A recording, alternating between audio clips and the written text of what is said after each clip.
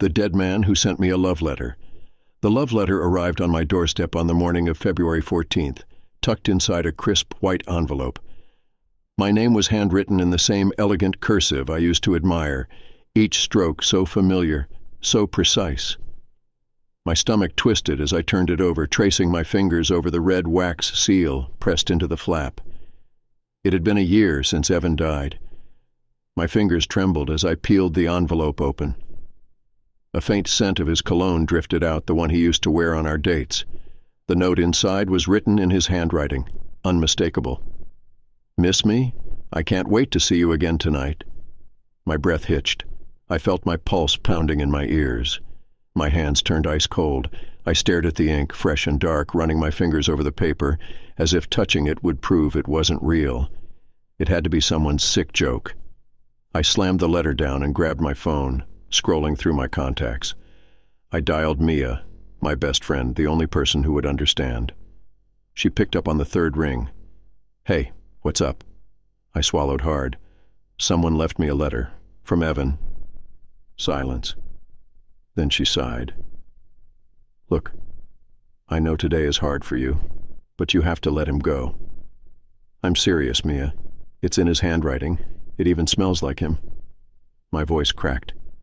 "This isn't just in my head." She hesitated. Maybe someone found one of his old letters and left it as a prank. I shook my head, even though she couldn't see me. He never wrote me letters like this, and the ink is fresh. It's new. Mia exhaled sharply. "Do you want me to come over?" I nodded before realizing she couldn't see that either. "Yeah, please." I spent the next hour pacing my apartment, clutching the letter. My mind ran in circles, cycling through every possibility. Maybe his parents had found some of his old things and decided to send it, but why now, and why anonymously? By the time Mia arrived, I was shaking. She took the letter from my hands, examining it closely. "Okay, this is weird," she admitted, running a finger over the words. "It's his handwriting, I swear." "See?" I whispered. She sat down, chewing her lip. "Have you talked to his mom lately?" "No, not in months." Mia set the letter down carefully. "What if you call her, just to see if they found anything of his?" I hesitated. The thought of hearing Mrs. Callahan's voice, his mother's grief-stricken voice, made my stomach churn. But if there was even a chance this letter had an explanation, I needed to know. I pulled up her number and called. The phone rang twice before she answered. "Hello?" My voice wavered. "Hi, Mrs. Callahan. It's Anna." A pause. Then warmly, "Oh, sweetheart. It's been so long." I took a shaky breath. "I know. I had a weird question." "Of course, dear." I hesitated before diving in. "Did you or Mr. Callahan find any old letters from Evan? Maybe things he wrote before he—" I swallowed. "Before he passed?" Silence stretched between us. Then she spoke softly, her voice thick with emotion. "No, honey. We haven't touched his things since the funeral." A cold chill crept up my spine. She paused. "Why do you ask?" I forced a weak chuckle. "Just something reminded me of him today. Never mind, thank you." I hung up before she could press further. My hands were shaking so badly I almost dropped the phone. Mia watched me carefully. "So?" I turned to her slowly. "They didn't send it." A long silence filled the room, then Mia, always the logical one, rubbed her arms. "Okay, maybe someone copied his handwriting." I shook my head. No one else knew the way he wrote my name like this. Mia frowned but didn't argue. We sat there for a while, both lost in thought, the apartment suddenly feeling colder. Then, around 8 p.m., my doorbell rang. My breath caught in my throat. Mia and I exchanged looks. My stomach twisted. "I swear, if someone is playing a prank on me, I'm going to kill them," I muttered, trying to sound braver than I felt. I slowly made my way to the door. My hand hovered over the knob. Then, heart-hammering, I swung it open. There was no one there, only another letter. This one was sealed with fresh wax, still warm to the touch. My hands were trembling as I picked it up. I opened it with shaking fingers. I'm outside. My blood turned to ice. I stumbled back, nearly dropping the paper. Mia grabbed my arm. "What does it say?" I handed it to her. Her eyes widened. She grabbed her phone, stepping back from the door. "I'm calling the police." I froze. Because beyond her, through the apartment window, past the frost-streaked glass, there was someone standing in the snow, a dark figure, motionless, watching, and even in the dim light I could see it, the familiar red hoodie Evan always wore. My breath hitched, my vision blurred. It wasn't possible. Mia turned, following my gaze. Then she let out a horrified gasp. I scrambled back, gripping the edge of the couch. No, this isn't real." The figure tilted its head as if listening. Then slowly, it took a step forward. Mia grabbed me. "We have to go. Now." The doorknob rattled. A breathless whisper drifted through the crack beneath the door. "Anna, let me in." Tears burned in my eyes, that voice. It sounded just like him. Mia was pulling me back, dragging me toward the hallway. "Anna, move." The lights flickered. The apartment plunged into darkness. I felt the cold air rush in as the front door burst open, and then silence. When I woke up, I was on the floor. My head ached. The room was empty. The door was shut. Mia was gone. The only thing left was a final letter, resting on my chest. It was smeared with red fingerprints. I turned it over with numb fingers. "Happy Valentine's Day, my love. I finally found my way back to you." The ink was still wet. The door was never locked, and I was no longer alone. Story number 2. The couple who didn't know they were dead. The first time I noticed something was wrong, it was the snow. It never stopped falling. It had been days, or weeks maybe, and yet the snow outside our cabin never melted, never piled higher, never changed. Just a constant delicate drift of white flakes falling in slow motion, as if trapped in time. Jake and I had booked this secluded cabin for a Valentine's Day getaway. A quiet escape, just the two of us, deep in the mountains, far from the city's noise. The kind of place where the silence wrapped around you so thick it felt like you could sink into it. But by the third day I started feeling off.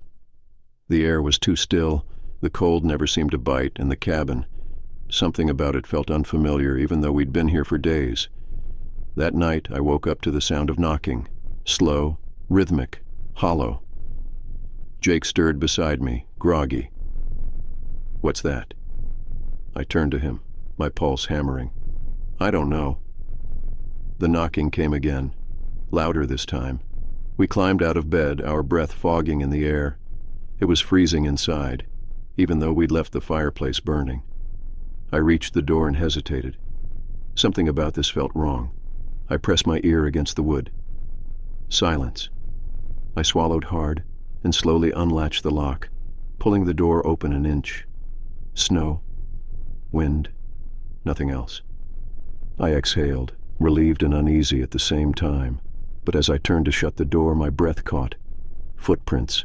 A trail of them in the snow, leading to the cabin. Deep, fresh, but there were none leading away. I slammed the door shut. Someone was here. Jake frowned. "No one's out there." "No, I mean, the footprints. They only lead toward the cabin." My voice shook. "Whoever knocked, they never walked away." We barely slept that night. I kept staring at the door, expecting it to knock again. But morning came and the footprints were gone, as if they had never been there at all. By the next evening, I couldn't shake the feeling that we weren't alone. The air inside the cabin was too still, too heavy, pressing against my skin like an unseen weight. Even Jake seemed distant, paler, quieter. His eyes had deep shadows beneath them, and when he spoke, his voice sounded hollow, like it echoed in an empty space. And then on the fourth day the old man came. It was near dusk when he appeared, a hunched figure in a heavy coat, standing at the edge of the clearing. I watched him from the window, my stomach twisting. "We should invite him in," Jake murmured. I turned to him horrified. "Are you insane? We don't know who he is." But Jake was already moving toward the door. The old man didn't knock. He didn't move at all. He just stood there, staring. His face was shadowed beneath the hood of his coat, but his presence alone sent a wave of cold terror through me. Jake opened the door just enough to call out, "Hey, sir, are you lost?" The old man tilted his head, as if listening to something we couldn't hear. Then in a hoarse whisper he said, "You need to leave." Jake frowned. "What?" The man stepped closer. His face, now visible, was lined and weathered, his eyes dark hollows. His expression was grim, almost pitying. "You don't belong here," he rasped. "This cabin, it's not for the living." A chill ran down my spine. My body screamed at me to slam the door, to lock it, to run. But something deep inside me, something I didn't want to acknowledge, already knew what he meant. I gripped Jake's arm. "Shut the door." Jake hesitated, looking between me and the old man. "Sir, I think you might be confused." The old man's gaze darkened. "Number. You're the ones who are confused." A gust of wind howled through the clearing, and for a split second the cabin groaned, as if the very walls were breathing. The air thickened, heavy with something unseen, something watching. And then the old man took another step forward. "Look down." I glanced at the snow-covered ground. My vision blurred. My stomach dropped. There were no footprints where we stood. Jake and I were barefoot, standing in the snow, but there was no imprint beneath us, no mark, no disturbance in the perfect untouched white. Jake's breath hitched. I tore my gaze away, heart pounding, and slammed the door shut. "We're leaving," I whispered. Jake's face was pale. "This is crazy, this is—" I grabbed his arm. "We have to leave, now." We rushed to pack our things, throwing clothes into bags with trembling hands. My mind raced. How could we not have noticed? Why hadn't we left footprints? And then I saw the photos. Jake had left his camera on the counter, the screen still lit from the last picture taken. My hand shook as I lifted it. It was a selfie of us, but behind us in the reflection of the cabin's window, there was nothing. No figures, no bodies, just the empty living room. Jake grabbed the camera, eyes wide. His hands trembled as he flipped to another picture, one from 2 nights ago, sitting by the fire, smiling. But the couch was empty. Another photo, us at the dinner table, plates full of food, no one in the chairs. The world tilted, my breath came in short gasps. "No," Jake whispered, no, this isn't." Then the lights flickered. The cabin groaned, and the door unlocked itself. Slowly, it creaked open. Outside, the snow swirled. The old man was gone. But something else stood in his place, a figure tall, shadowed, waiting. I reached for Jake's hand, but my fingers passed through his, like mist, like air, like nothing at all.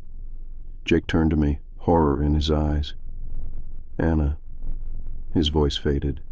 The room faded. The walls of the cabin peeled away like smoke. And then I remembered. The drive up the mountain, the snowfall thickening, the curve we took too fast, the way the ice made the tires slip, the way the car tumbled, metal crunching, bones breaking, blood seeping into the snow. Jake let out a strangled breath. Oh my God. The truth crashed over me like a wave. We had never made it to the cabin. We had died on the way. And now something else was waiting to take us away. The wind roared. The shadow stepped forward. Jake reached for me, but his touch dissolved. The last thing I heard was my own scream, swallowed by the storm. And then, nothing. Story number 3. The Hearts in the Snow. The first heart appeared in the snow on February 10th. I remember the exact moment I saw it. Right outside my cabin window, perfectly shaped, as if someone had carved it carefully into the fresh white powder. At first I thought it was sweet, maybe a romantic gesture from someone in the nearby town. But as I stood there staring at it, a strange feeling crawled up my spine. The heart wasn't drawn with a stick or traced with fingers. The edges were too sharp, too precise, too deep, as if something had pressed down into the snow from the inside out. I ignored it at first, brushed it off as some prank. But the next morning there were 2, both identical, both perfectly symmetrical. One closer to the cabin. I didn't touch them. Something about them made my stomach twist, made the air feel heavier. I told myself it was just my imagination, that someone was playing a joke on me. But my cabin was isolated deep in the woods. There were no neighbors for miles, and the nearest road was buried under thick layers of snow. No one should have been able to get here without me noticing. By the third morning, there were 3 hearts, and this time the snow inside them wasn't white. It was red. I stepped outside, my breath curling in the freezing air, my boots crunching in the snow. As I got closer, my heart pounded in my chest. The red wasn't paint. It wasn't dye. It seeped from the snow itself, pooling in tiny rivulets along the edges of the carved shape. I knelt down, hesitating, before dipping my fingers into the damp center of the heart. Warm. My breath caught in my throat. I stumbled back, wiping my hand on my coat, my pulse hammering. It wasn't possible. It didn't make sense. I forced myself to take deep breaths, to think logically. Maybe an animal had died under the snow. Maybe the melting ice had carried some kind of runoff. But as I looked around, there were no tracks. Nothing. Just the silent, untouched landscape. I locked the cabin door that night, pulled the curtains closed, stoked the fire until the warmth filled every corner. I told myself I was being paranoid, that the isolation was getting to me, but sleep didn't come easy. Every time I closed my eyes, I imagined something standing outside, watching. By the 4th morning, there were 4 hearts, and something had scratched at my door. The wood was scored with deep, jagged lines. The doorknob was ice-cold, colder than it should have been, even in this weather. My stomach lurched as I looked down. Right outside my doorstep, carved perfectly into the snow, was another heart. This one was still bleeding. I didn't go outside that day. I stayed inside with every light on, clutching a fire poker in my hands, watching the windows. Every so often, I thought I saw movement, a flicker of shadow between the trees, a pale shape shifting against the snow. My mind played tricks on me, whispering thoughts I didn't want to consider. Who was leaving them? Why were they getting closer? That night, I heard the breathing. I was lying in bed, wrapped in layers of blankets, trying to focus on the crackling of the fire. The wind howled outside, rattling the glass panes, and then, beneath it, soft, rhythmic, too close, came the sound of breathing, slow, deep, just beyond my window. I squeezed my eyes shut, gripping the covers, willing it to stop, but the breathing continued, steady, deliberate, waiting. I don't know how I fell asleep, but when I woke up, the cabin was deathly silent. The fire had burned low, the air was too cold, and when I looked outside, there were 5 hearts. The one closest to the cabin was different. The snow inside wasn't just stained red, it was ripped open, torn apart like something had clawed its way up from beneath. My stomach lurched. I grabbed my phone, my hands shaking as I tried to call for help. No signal. The storm had knocked it out days ago. My radio was dead. The only road out of here was buried under feet of snow. I was trapped. That night I didn't sleep. I sat by the fireplace, gripping the poker, listening, waiting. The breathing returned around midnight, but this time it wasn't outside. It was in the hallway. My entire body went rigid. I didn't turn my head, I didn't move. I could feel it, something standing just beyond my vision, just past the doorway.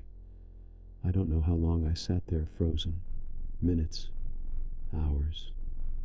Then the breathing stopped, and the whispering began, a soft, wet voice crawling through the darkness. "You're almost ready." I ran. I don't remember grabbing my coat, don't remember shoving my feet into boots. I bolted for the door, my fingers fumbling with the lock. The moment it swung open, the freezing wind nearly knocked me back.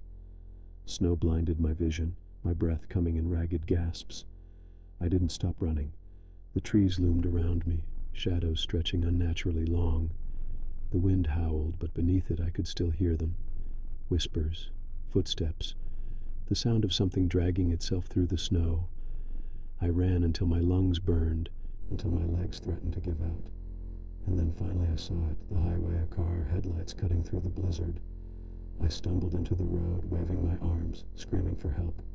The car skidded to a stop, the driver jumping out, rushing toward me. A man in a heavy coat, his face tight with worry. "Jesus, are you okay? What the hell are you doing out here?" I turned, looking back. The trees stood silent. No footprints, no figures, no hearts. The man led me into his car, cranking up the heat. I shivered violently, unable to stop shaking. My lips felt numb. My skin burned with cold. As he pulled back onto the road, he glanced at me, frowning. "You're lucky, you know. There've been stories about that place for years." My stomach clenched. "What stories?" He hesitated.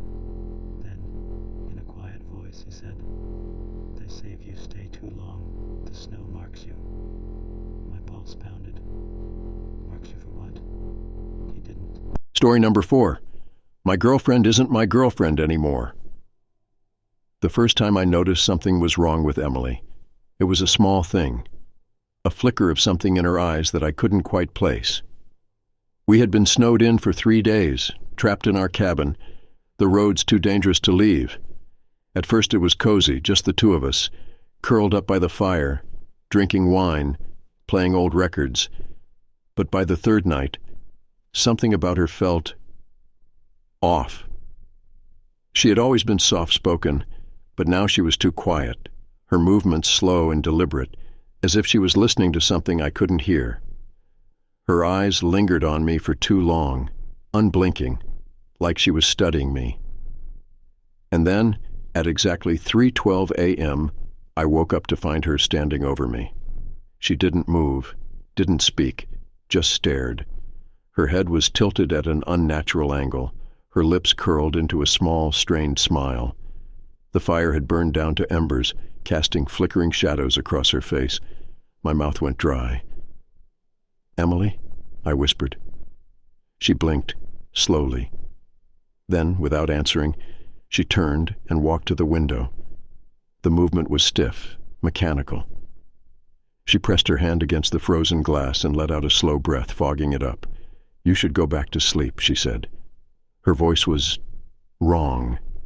It sounded like her, but there was something underneath it. An echo, a distortion, like two voices layered over each other. A chill crawled down my spine. I lay there for a long time, pretending to fall back asleep, but my heart wouldn't stop pounding. I knew something was wrong. I just didn't know how bad it was going to get. The next day she barely spoke, just sat at the table staring at her hands. Her nails were dirty, the skin underneath them dark. I asked her if she was okay, but she only smiled. At noon I found her standing in the snow, barefoot. The door had been left wide open, freezing air curling inside. I rushed out, grabbing her by the arm. Her skin was like ice. "Emily, what the hell are you doing?" She turned to me, her eyes wide, blank. And then she said something that made my stomach twist into knots. "I was listening." I swallowed. "Listening to what?" She smiled. "The voices in the snow." My fingers tightened around her wrist. "Come inside, now." That night I locked the door. I bolted the windows. The wind outside howled, but inside the silence felt heavier. I told myself I was imagining things, that the isolation was getting to me, but deep down I knew. That wasn't Emily anymore. At 3:12 a.m. I woke up to her whispering. At first I thought she was talking in her sleep, but when I turned my head, I saw her sitting upright in bed, staring at the darkened corner of the room. Her lips moved, but the words were soft, rapid, unintelligible. I reached out, touching her shoulder. She stiffened. "Emily?" She turned her head, too fast, too sudden, and then she smiled. My stomach dropped. It was the wrong kind of smile. Too wide, too stretched, the corners of her lips pulling too far. The skin around her mouth cracked as she held it, the firelight casting shadows across her face. I scrambled back. "What's wrong with you?" She didn't answer. I reached for my phone, but it was dead. The power had gone out hours ago, and the storm had knocked out all signal. I was alone with her. I got out of bed, moving toward the door, my pulse hammering. I didn't even know where I was going. Maybe to the car, maybe just away from her. That's when she spoke. "You don't recognize me, do you?" My breath caught. "What?" She cocked her head, her eyes gleaming. "You think I'm her." I gripped the door handle. "What the hell are you talking about?" She let out a low chuckle, but there was no warmth in it. She reached up, pressing her fingers into her cheeks, almost like she was adjusting something. And then, slowly, she said, "She's been gone since the first night." My stomach turned to ice. I shook my head. No, that's not." She stepped closer. "Do you remember when she woke up standing over you?" Her voice was softer now, almost playful. "That wasn't her. That was me." A scream clawed up my throat, but I couldn't move. I had to practice, you see. Her skin was so tight at first. The way she moved, the way she spoke, I had to get it just right. I stumbled back, crashing into the dresser. My legs felt weak, my vision swimming. The thing that wore Emily's face took another step forward. "I think I did well, don't you?" I ran. I don't remember throwing the door open. I don't remember barreling through the snow, my breath coming in ragged gasps. All I remember is the wind howling around me, the cold slashing at my skin, the fear tightening in my chest. I reached the car, fumbling with the keys, but my hands were shaking too much. And then I heard footsteps behind me, slow, steady, not rushing. I turned my head, heart hammering. Emily, or whatever had taken her place, stood just a few feet away. Her lips parted, the skin splitting at the corners. She was still smiling. "You can't leave," she whispered. I got the door open just as she lunged. The engine roared to life. I slammed my foot on the gas, the tires skidding against the ice. In the rearview mirror, I saw her standing in the snow, watching. The smile never left her face. By the time I made it back to town, I was shaking so hard I could barely speak. The police didn't believe me. They checked the cabin, of course, but found no signs of Emily, no footprints, no blood, nothing. It was like she had never been there at all. It's been a year now. I moved to another city, far away from that place. But I still dream about her, about the thing that wore her face, about the way she smiled, and last night I woke up at exactly 3:12 a.m. There was a whisper in my room. Software familiar. "I finally found you." Story number 5. There's someone under the ice. The first time I saw the face under the ice, I thought my mind was playing tricks on me. The sun was setting over the frozen lake, casting a deep orange glow across the untouched snow. The world was silent, the only sound the soft crunch of my skates against the ice. I was alone out there, gliding across the surface, enjoying the eerie stillness of winter. But then I saw it. A pair of eyes staring up at me from beneath the ice. I froze, my breath catching in my throat. The face was just below my feet, barely distorted by the thick layer of ice. A pale face, eyes wide open, lips slightly parted as if caught mid-scream. My stomach twisted. My first thought was that someone had drowned, that a body had been trapped beneath the surface. But that was impossible. The ice was at least 6 inches thick, solid enough to hold a truck. No one could be under there. I stepped back, my skates scraping against the surface. The face didn't move. It just stared.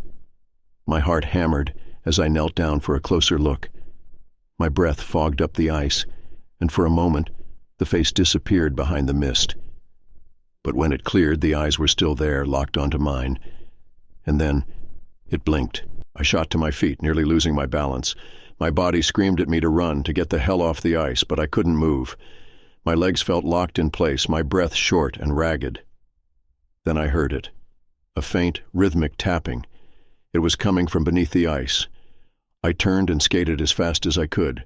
The cold air stung my face, my chest burned with each breath, but I didn't stop until I reached the edge of the lake. My boots crunched against the snow as I collapsed onto the shore, gasping. When I looked back, the face was gone. That night, I barely slept. My mind kept replaying the moment over and over, the way the eyes had blinked, the way the tapping had sounded so deliberate, so patient. By morning, I'd convinced myself that it had been a trick of the light, maybe a shadow beneath the ice, some kind of optical illusion. It was the only explanation that made sense. But when I went back to the lake the next day, There was something waiting for me. A hole in the ice, perfectly round, as if something had crawled its way out. The edges were smooth, not jagged like someone had fallen through. No cracks, no signs of struggle. Just an open, dark abyss leading straight into the frozen depths. I swallowed hard, my breath forming quick puffs in the air. My gut twisted with something primal, something screaming at me to leave. But I couldn't. I needed to know. I took a cautious step onto the ice, my heartbeat thudding in my ears. The hole was about 15 feet from shore. As I got closer, I saw that the ice around it was wet, slick, as if something had been dripping onto the surface. That's when I saw them, footprints leading away from the hole, bare footprints. The shape was unmistakable, long, thin, human. The prints trailed off toward the woods, disappearing into the snow. I felt my stomach drop. There was no way. No way anyone could have survived in that water in those temperatures. No one could have walked away. A sharp gust of wind howled through the trees, making me flinch. I turned, half expecting to see someone standing at the tree line watching me. But the forest was empty. I ran back to my car, my mind racing. Someone had been in the ice. Someone had gotten out. And now they were walking around. That night I locked my doors, pulled the curtains closed. I tried to tell myself that it was some kind of mistake, some kind of logical explanation I just hadn't figured out yet. But at exactly 3:12 a.m., I woke up to the sound of dripping water. I lay there, frozen, my breath shallow. The sound wasn't coming from the bathroom. It wasn't coming from the kitchen. It was coming from inside my room. My fingers dug into the sheets. The air was cold, too cold. My breath curled in front of my face, thick and white, as if I were standing outside. I turned my head slowly, my pulse thundering. And then, in the dim glow of the streetlight filtering through the curtains, I saw them. Wet footprints, leading from my window to the foot of my bed. I sucked in a sharp breath, my throat tightening. My body screamed at me to move, to run, but I couldn't. I was paralyzed. Then the mattress shifted. Something was crawling onto the bed. A faint, wet breath brushed against my ear. "You saw me." I bolted upright, gasping. My hands fumbled for the lamp, knocking it over in my panic. The room flooded with dim yellow light, but there was nothing there. Only the footprints, only the wet sheets, only the lingering scent of ice and lake water. I didn't sleep for the rest of the night. By morning, the footprints had vanished. The sheets were dry. Everything looked normal, but I knew it wasn't. I packed a bag and left town that day. I didn't tell anyone what happened. I didn't go back to the lake. I didn't even drive near it. But sometimes, even now, I hear it. The tapping, software slow, waiting. And every winter when the lakes freeze over, I wonder, did I let something out? Or did something follow me home? Story number 6. The Masked Man Who Kept Knocking. The first knock came at 3:12 a.m. A single hollow sound against the wooden door of our remote cabin. It woke me instantly, my body jolting upright as if my brain had been waiting for it. The fire had burned low, casting weak, flickering shadows along the walls. My girlfriend, Sophie, stirred beside me, groggy. "Did you hear that?" I whispered. She mumbled something unintelligible, rolling over. The knock didn't come again. Maybe I imagined it. Maybe it was the wind shifting the old wood. I tried to convince myself of that as I lay there in the silence, staring at the ceiling, waiting for something else to happen. But nothing did. The next night, at 3:12 a.m., it came again. One slow, deliberate knock. This time I knew I hadn't imagined it. My breath caught in my throat as I turned my head toward the door. The fire was still burning, its glow barely illuminating the front entrance. I strained my ears, listening for footsteps, for voices, for anything at all. Nothing. I slid out of bed carefully, my heartbeat hammering against my ribs. I moved toward the door, keeping my steps light. My hand hesitated on the doorknob. A single knock could be anything, an animal, a tree branch, even settling wood. But deep down, I knew. This was intentional. I held my breath and looked through the peephole. The porch light barely cut through the swirling snow, but I could make out a figure, tall, thin, wrapped in a long, heavy coat, and his face. He wore a mask, a smooth, featureless white mask with dark holes where the eyes should be. He stood completely still, facing the door, waiting. A chill crawled up my spine. My fingers tightened on the lock.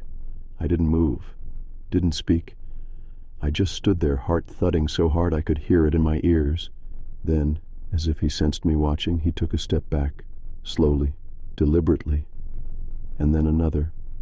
Without a word, without a sound, he turned and walked off into the woods, disappearing into the swirling snow. I didn't sleep the rest of the night. Sophie was pissed when I told her in the morning. "Why the hell didn't you wake me up?" she demanded. "I don't know," I admitted. "I didn't want to scare you." She rubbed her arms, glancing at the door. "You think it was just some hiker, a drunk guy lost in the snow?" "No," I said. "He knew what he was doing." That night, we locked the door, bolted the windows, made sure the fire was big and bright. But at 3:12 a.m., the knock came again. Sophie shot upright. This time we both heard it, a slow, deliberate knock. I grabbed the fireplace poker, my pulse racing. Sophie reached for her phone, but we had no signal this far up in the mountains. I motioned for her to stay put as I crept toward the door. I peered through the peephole. He was there, standing closer this time. The mask was tilted slightly, as if he was listening. The fire crackled behind me, filling the silence. My breath fogged against the cold glass of the peephole, and then he raised his hand. He didn't knock this time. He just pressed his fingers against the door. The air in the room grew thick. He knows I'm watching. I felt something cold slither down my spine, and then very slowly his fingers curled into a fist, and he knocked, once, twice, 3 times. I stumbled back, my chest tightening. I turned to Sophie, my voice barely a whisper. "He's playing with us." She grabbed my arm. "We need to leave." I nodded, reaching for my keys. We shoved our boots on, grabbed our coats, moving fast. But the moment I unlocked the back door, a wave of freezing air rushed in, and the knocking started again. Louder, harder, faster. It wasn't a single knock anymore. It was pounding. The whole door shook. Sophie screamed. I grabbed her hand, yanking her toward the back porch. But as soon as we stepped outside, I froze. Footprints, hundreds of them, leading from the woods, circling the cabin over and over again, layer upon layer. The snow was trampled down, uneven, like he had been walking in circles all night. Sophie choked on a breath. "How long has he been out here?" I didn't want to know. We sprinted to the car, throwing the doors open. I fumbled with the keys, hands shaking so badly I could barely fit them into the ignition. The engine sputtered, coughed, and died. Sophie was crying now, covering her mouth with both hands. Then from the front porch we heard the door creak open. Neither of us looked. We couldn't. The snow crunched. Slow, careful footsteps approaching the car. The passenger door handle jiggled. Sophie let out a strangled gasp, pressing herself against the seat. I turned the key again, muttering under my breath, begging the car to start. The handle jiggled again. Then he knocked. 3 times. On the car window. I didn't want to look. I knew what I would see. The mask. The blank, hollow eyes. Watching. Then the engine roared to life. I slammed my foot on the gas, the tires skidding against the ice. I didn't care if we slid, didn't care if we crashed. I just needed to get away. As we tore down the snow-covered road, Sophie finally looked back. Her face turned pale. "He's not moving." I gripped the wheel, my knuckles white. "What do you mean?" "He's just standing there." Her voice wavered, like he's waiting. The car skidded around a bend, and we lost sight of the cabin. I didn't stop driving until we hit the main road, where the signal returned, and we called the police. They didn't find him. They found the footprints, the ones circling the cabin over and over for hours, but there were no tire tracks leading to the property, no signs of anyone walking in from the road. It was like he had appeared out of nowhere. We never went back. We sold the cabin, we tried to forget, but last night in our apartment, hundreds of miles away from that place, there was a knock. At exactly 3:12 a.m. Story number 7.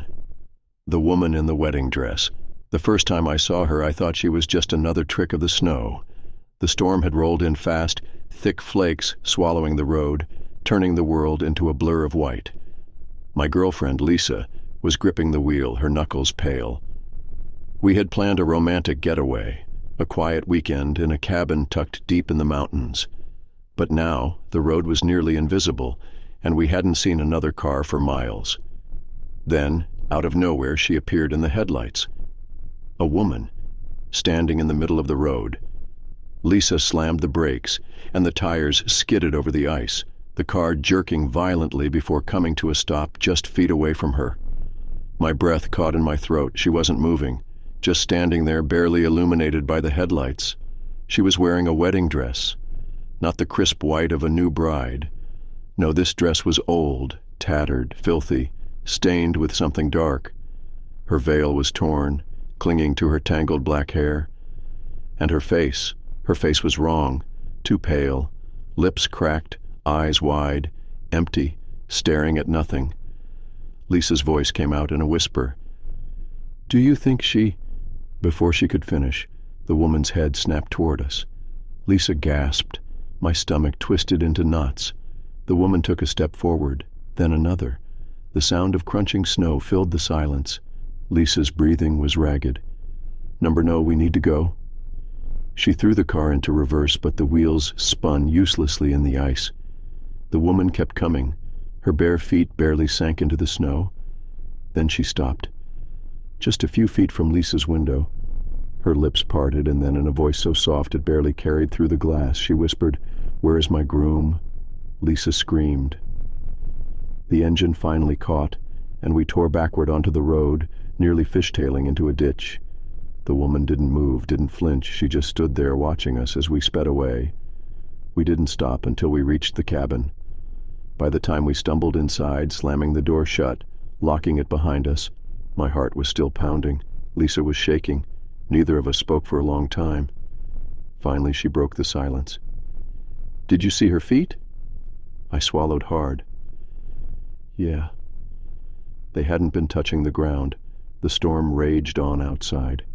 Wind howled through the trees, rattling the windows. We kept the lights on, the fire burning bright, as if the warmth could keep her out. I kept telling myself she was just some lost woman, maybe a bride from the nearby town, some tragic story we'd hear about in the morning. But deep down I knew she wasn't human. That night, Lisa barely slept. She kept waking up, saying she felt something watching us. I tried to comfort her, but truthfully, I felt it too. Then, sometime after midnight, I heard it. The soft rustling of a wedding dress dragging over wood. My blood ran cold. It was coming from outside the cabin. Lisa's hand found mine under the blanket, squeezing so tightly it hurt. I didn't move, didn't breathe. Then came the knocking, soft at first, then harder. Knock, knock, knock. Lisa whimpered. My pulse thundered in my ears. Then a whisper drifted through the door. "Please, where is my groom?" I reached for the bedside lamp, fumbling to turn it on. The second the light flooded the room, the knocking stopped. Silence. I forced myself to get up, heart hammering. I inched toward the door, pressing my eye to the peephole. The porch was empty, but the snow wasn't. A single trail of footprints led up to the door, but there were none leading away. I backed away, my skin crawling. Lisa sat up, her eyes wide. "She's still out there, isn't she?" I didn't answer. By morning, the footprints were gone. The snow outside was pristine, untouched, as if she had never been there at all. We packed up and left that afternoon. Neither of us spoke on the drive home, but I could tell Lisa was still shaken. Then, just as we were nearing the highway, she gasped. I followed her gaze and felt my stomach drop. The woman was standing at the edge of the forest, still in her wedding dress, still watching us. Lisa hit the gas, and we didn't stop until we were back in the city. We tried to move on, tried to forget. But every year, on February 14th, at exactly 3:12 a.m., we hear it. The soft rustling of fabric, the quiet whisper outside our door. Where is my groom? Story number 8. The Valentine's Day Stranger. The letter arrived on February 13th, slipped under my apartment door. At first, I thought it was from a secret admirer, some harmless Valentine's Day gesture. The envelope was deep red, the paper smooth and expensive. My name was written in delicate cursive, but something about it felt off. The ink looked too fresh, as if someone had just finished writing it moments before I picked it up. Inside was a simple note. Meet me at the frozen lake, midnight. No name, no explanation. Just those 6 words. I should have ignored it. I should have thrown it away. But curiosity got the better of me. Maybe it was a joke. Maybe a friend trying to mess with me. Or maybe, just maybe, it was someone from my past, someone I had forgotten but who hadn't forgotten me.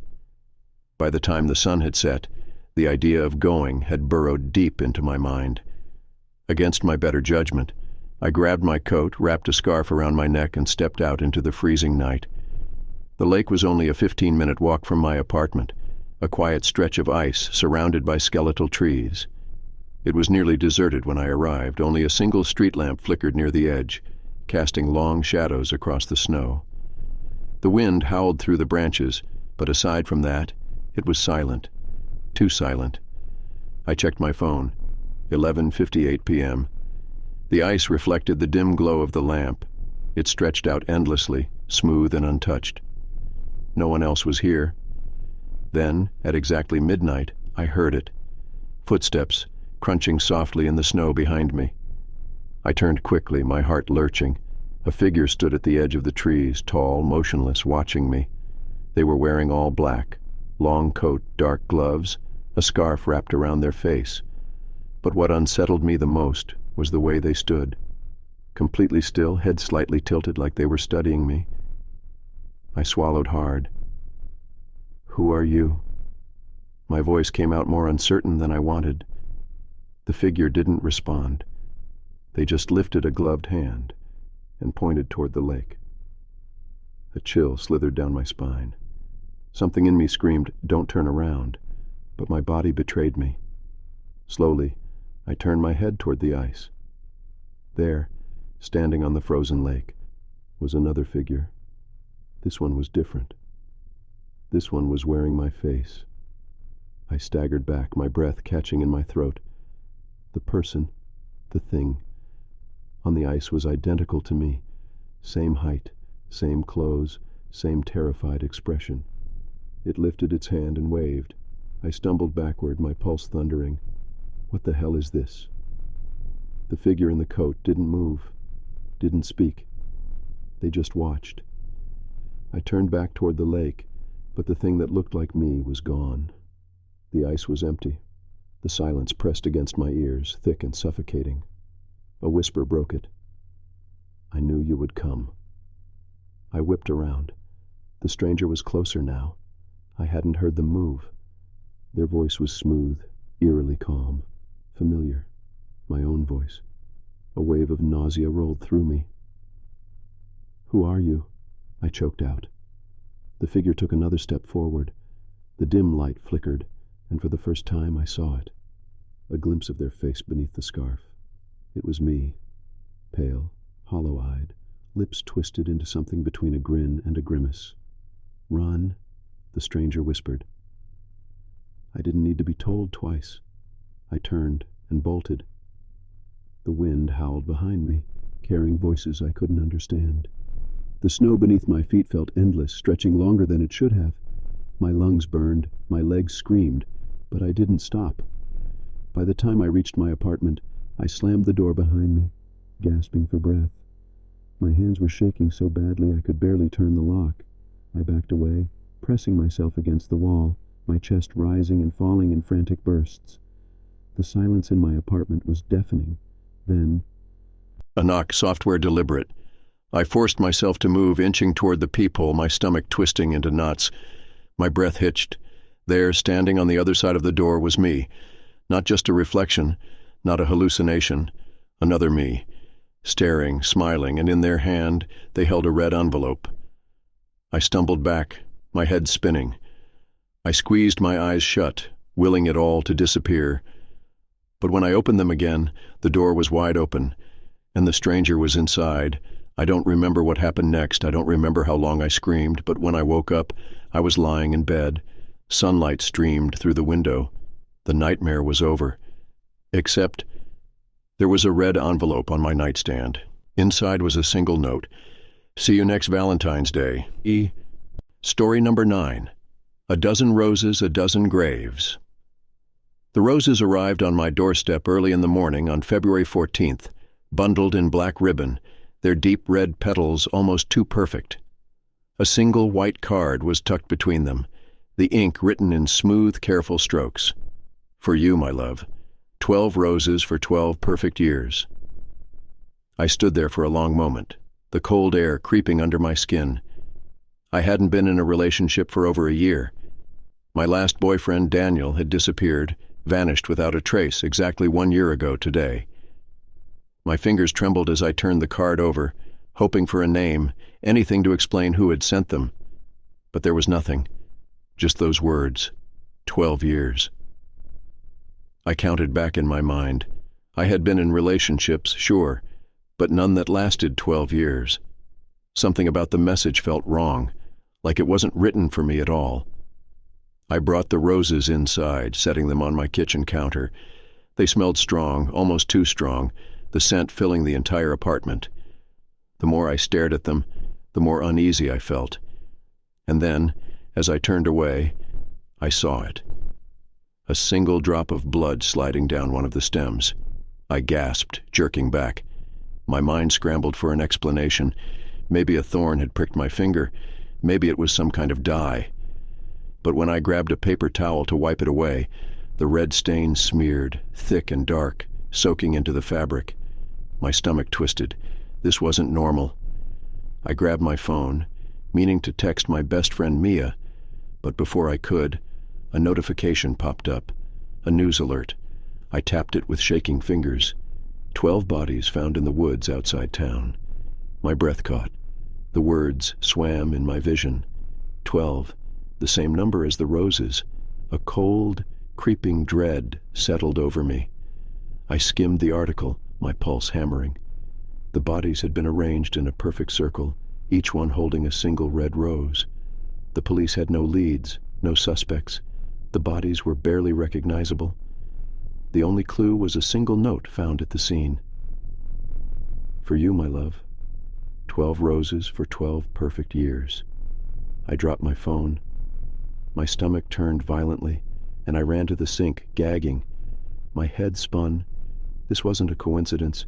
Whoever sent those flowers, they knew. A loud knock at my door made me jump. I turned, my breath catching in my throat. My mind screamed, "Don't open it," but my body moved before I could stop myself. I peered through the peephole. A man stood on my porch, dressed in dark clothing, a hood pulled low over his face. I couldn't see his eyes, just the outline of his mouth. He was holding something. A 13th rose. I stumbled back, heart slamming against my ribs. The knocking came again, louder this time. I couldn't move, couldn't breathe. Then from outside, a voice, software familiar. "You forgot me, didn't you?" A wave of nausea crashed over me. That voice. I knew it. I forced myself forward, pressing my ear against the door. "Daniel," I whispered. Silence. The air turned frigid. My skin prickled. Then a slow, deliberate scraping sound, like something sharp dragging against the wood. I clapped a hand over my mouth, choking down a sob. Another knock.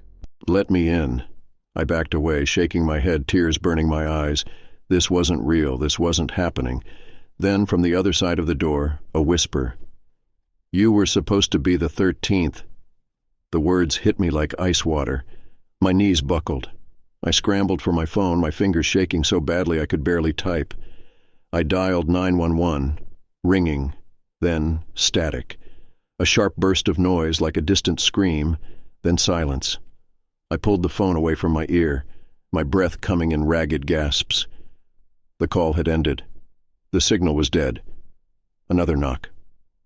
Harder this time. I stumbled backward, my foot knocking over the vase. The roses spilled across the floor, their petals scattering. The stems moved, twitching like something inside them was still alive. My chest tightened. I had to get out. Now I turned and bolted toward the back door.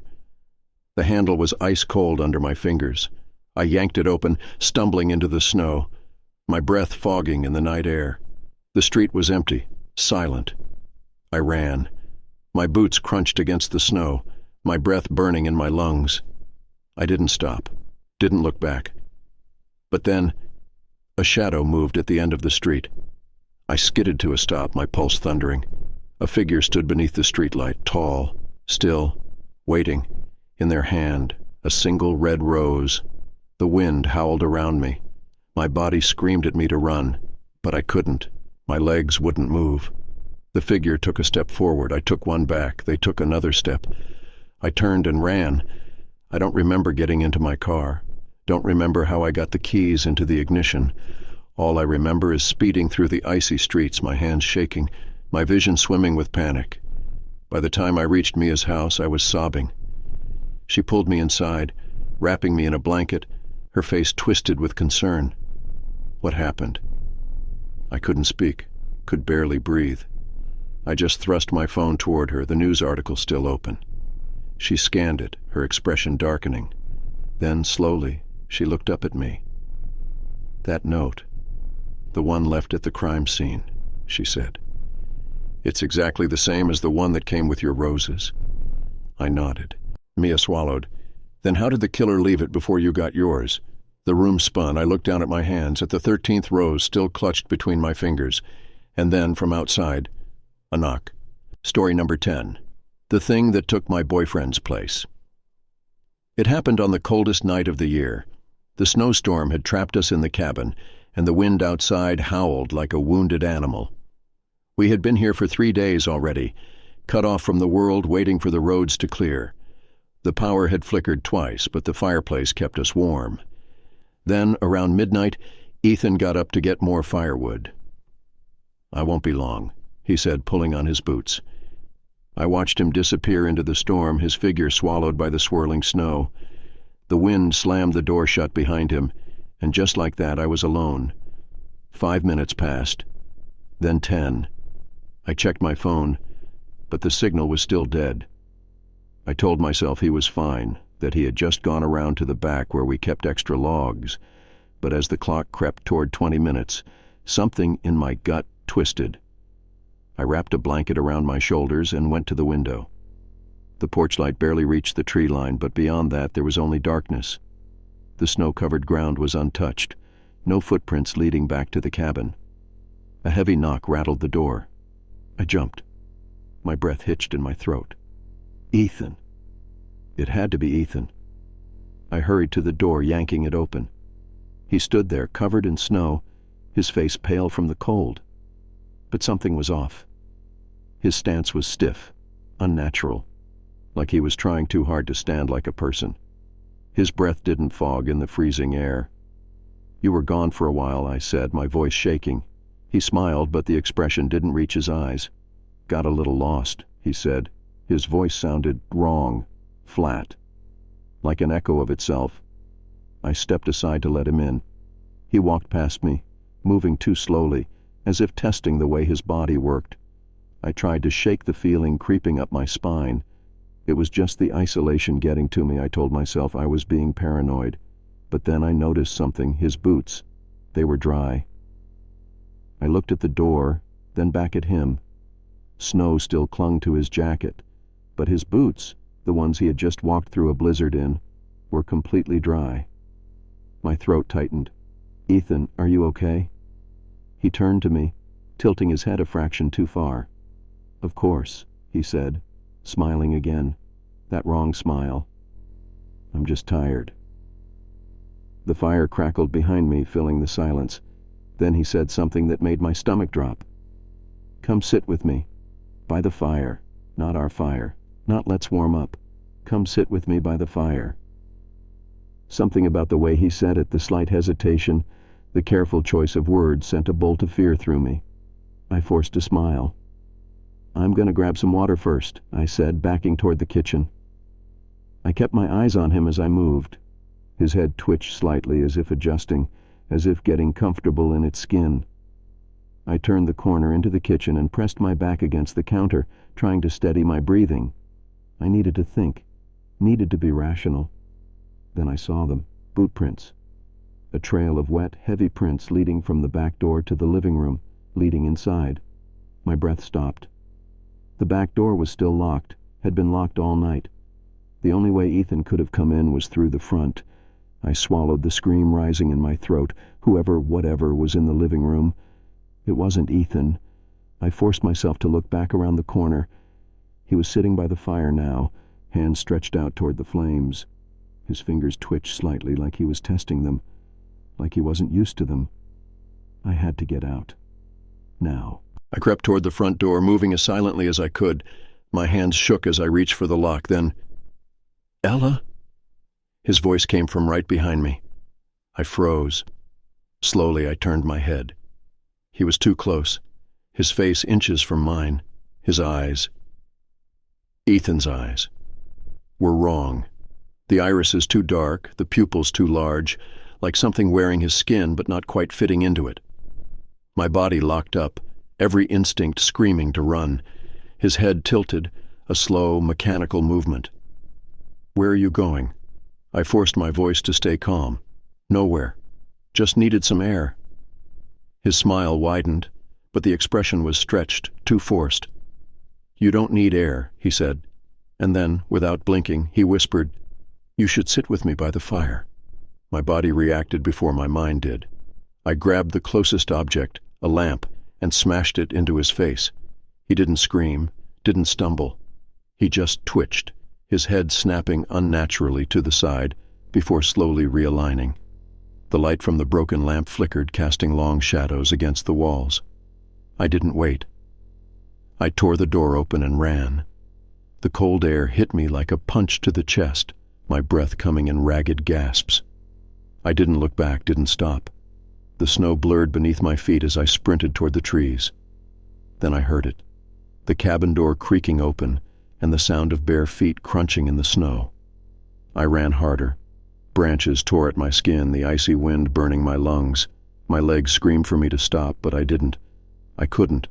Then, ahead of me, footprints, leading toward the road, real footprints, wet, heavy, human. And then, a voice. "Ella." I stopped so fast I nearly collapsed. I turned, my breath frozen in my throat. Ethan stood at the edge of the tree line, his real eyes wide, his face twisted in confusion. His clothes were torn, his hands red from the cold. "Ella, what the hell?" he gasped.